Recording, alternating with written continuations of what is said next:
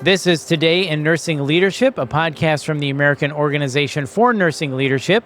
I'm Bill Klaproth, and with me is Cindy Welsh, Strategic Consultant and Advisory Board Member for Philips Healthcare North America, and Jacob Turmell, Chief Clinical Officer, Philips Hospital Patient Monitoring, as we discuss centralized telemetry monitoring through CMUs, allowing nurses to operate at the top of their license while boosting signal-to-noise and high-acuity environments. Cindy and Jacob, welcome.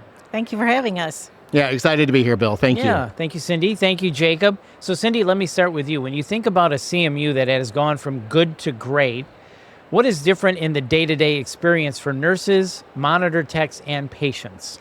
Sure. When I think about that situation, it really, for me, is time, because time equals trust, and trust is so important to being successful and having this remote function outside of a hospital organization. Because if you imagine a central monitoring unit is typically off-site from the hospital, the staff don't necessarily have never met each other, so they really need to get to know each other remotely, so to speak. So it's really over time they get to understand what the skills of the technicians are, and then they trust that when they're being called and told that something's happening with their patient, there really is something going on. Yeah. Time equals trust. So that's really important to remember in I all believe of this. So, Cindy, what are the clearest signs that a CMU is functioning well on paper, but not yet performing at a truly high level in practice? So many organizations in healthcare today are very data-driven. So for us in my former organization, we really watched patient safety events related to patients on telemetry as kind of our true north monitor. So when we started to see that fewer patients were having serious safety events like deaths or permanent harm, we knew that we had made it, right? We knew that we had gotten to the point that our patients truly were benefiting from the workflows that we had in place and the communication and trust that had been built up with the bedside. Absolutely. Yeah, I agree, Cindy. And it's really about getting those workflow efficiencies, too, that lead to that patient safety. It's the workflow efficiencies that really make a CMU that's been optimized stand out. Mm-hmm. They're able to give that time back, like you said, to nursing staff. Yeah. So I think that's really important. Yeah, good thought on that. So, Cindy, what have you seen organizations do to make alarms more meaningful and actionable? And what were the challenges and what were the benefits? Yeah, so that's where the time and trust thing comes in, right? When we first started, we believed, and we worked very closely with Philips. They were a great partner to us in terms of helping us understand what we should be looking at in terms of workflows and alarm management. But we really believe turn every alarm on, because that's going to make our patients as safe as possible, because everything will go off then. But we learned really quickly that added to a lot of noise. That meant if I was taking my eyes off to look at what we'll call a nuisance alarm, an alarm that probably wasn't indicative of an event for a patient, then it was making me miss when the other patient I'm watching, because our staff have a 1:48 patient tech-to-patient ratio, so it's really important they can keep their eyes on the monitors. So it was really learning which alarms were important to have and which type of patients it was important to keep the alarms that we decided to turn off for. Yeah, and I've worked in alarm management since 2014, since the National Patient Safety Goal came out. And one of the things I see organizations doing is exactly what Cindy described. We're turning on more because more is better. And there's actually literature that would say less is better. And it's really using data to drive those conversations, to say what alarms is it safe to turn off, what alarms is it safe to keep on, and using data in that way to make these new standard configurations, and looking at best practices from other organizations to say what alarms are you leaving on, and does that make sense for our patient population? So smarter decisions when it comes to the alarms then. Absolutely. Yeah. And that's what I see organizations back whenever Joint Commission told us do something about your alarms in 2014. That work needed to be refreshed, and that's what's happening now. Is a lot of organizations are saying, let's take our standard configuration, our standard defaults, dust them off, and make sure that they still make sense, and using data that they now have access to make those decisions. Yeah, and Jacob, how important is role clarity between the bedside nurse and the monitor tech, and where do organizations usually get that wrong? Yeah, that's a great question, and it's something that I see a lot of organizations struggle with. How do we bring that nurse or that monitor tech who is working in collaboration with the nursing staff? They're an extension of that nursing staff. How do we bring them together with that nurse? And that trust that Cindy talked about is so important, and a lot of times they haven't ever met. They've never worked together. other. They're a phone call away. And so when it comes to that communication around alarms, it's really important to have that trust embedded. So I think the monitor tech has to realize they are an extension of that nursing staff, and nursing needs to understand the work and the services that that monitor tech is providing. Yeah, I would agree. And I think vice versa, the nurse has to understand that the tech has a role that is really important that they're consistent with. So it isn't helpful if the nurse turns alarms off that we've requested that they not, so that the tech can, have their attention drawn to it. So like Jacob said, it's really so important that there's bi-directional communication all the time. So Cindy, let me ask you this. What communication and escalation practices make the biggest difference between the CMU and the bedside team?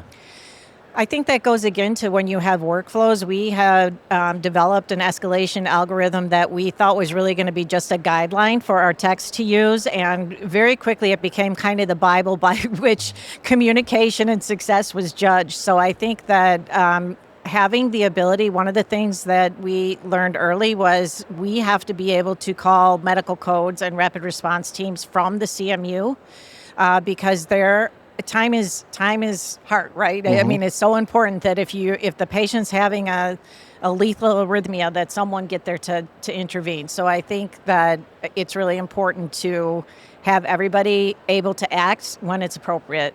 Yeah. And it's interesting, Cindy, that escalation pathway is so critical to the success of a CMU that those monitor techs know their chain of command, who they need to call next to make sure that the patients get the care that they need. I think it's great that y'all implemented that they can call a code. Yep. What I have seen work really well for this escalation process is something very simple. Keep it as simple as possible so those monitor techs can remember it.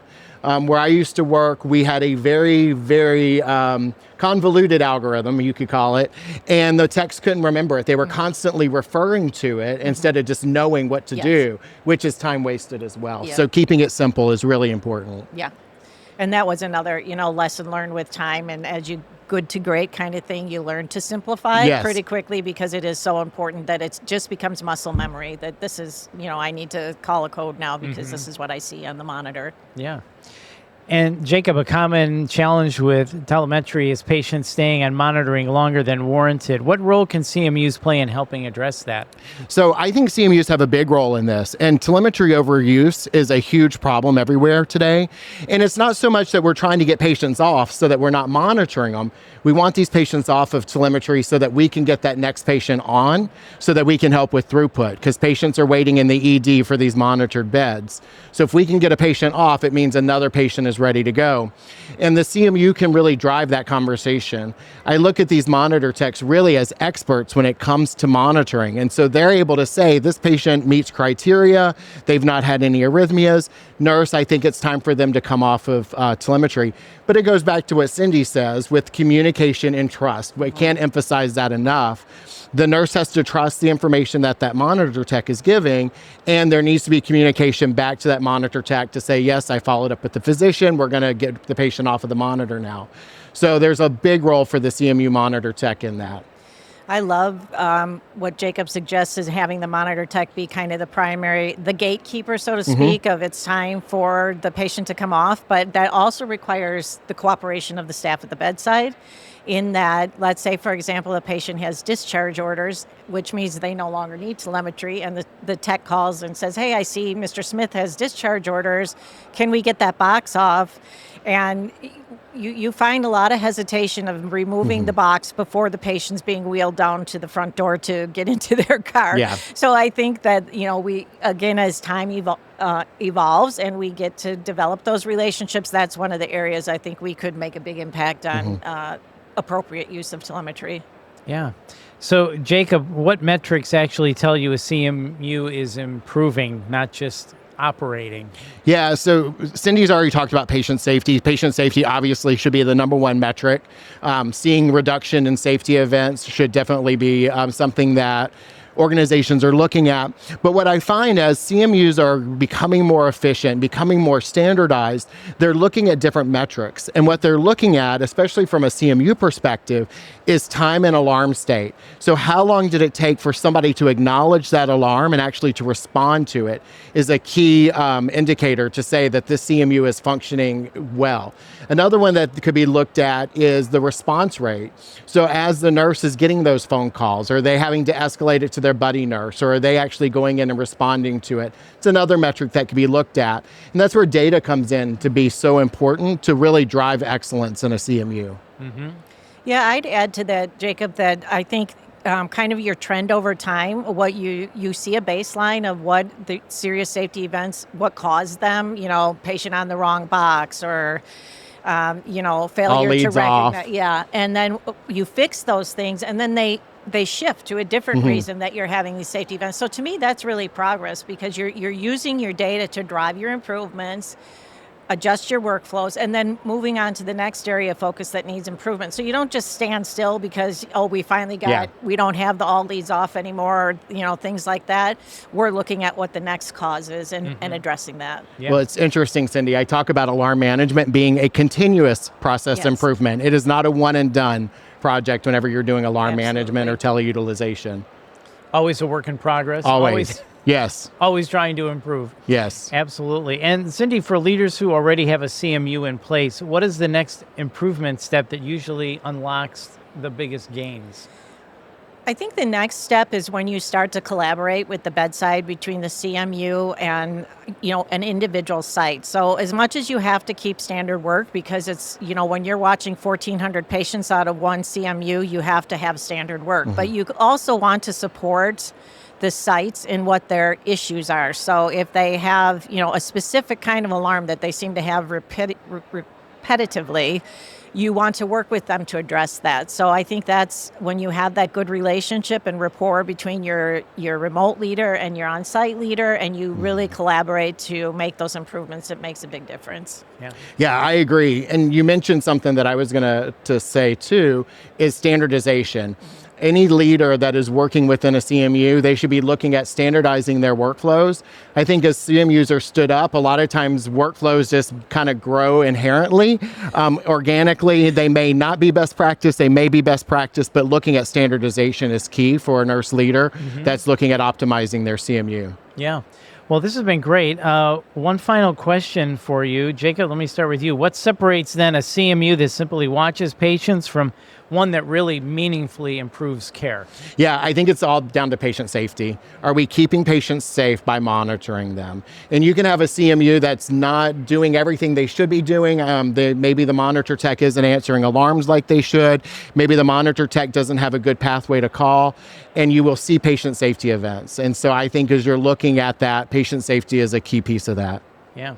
Cindy, your thoughts? Yeah, I totally agree with Jacob. I think you kind of hit the nail on the head. You've got to start to see less safety events because you are utilizing the tools that you have in front of you and optimizing how they're implemented so that your patients don't have events. Yeah. Well, thank you both for stopping by today. This has really been fantastic. Yeah, thank you, Bill. This has been great. Jacob, Cindy, thank you again. Thank you. Yeah. Once again, that is Cindy Welsh and Jacob Turmell. And if you found this podcast helpful, please share it on your social channels and check out the full podcast library for topics of interest to you at aonl.org/nursing-leadership-podcast.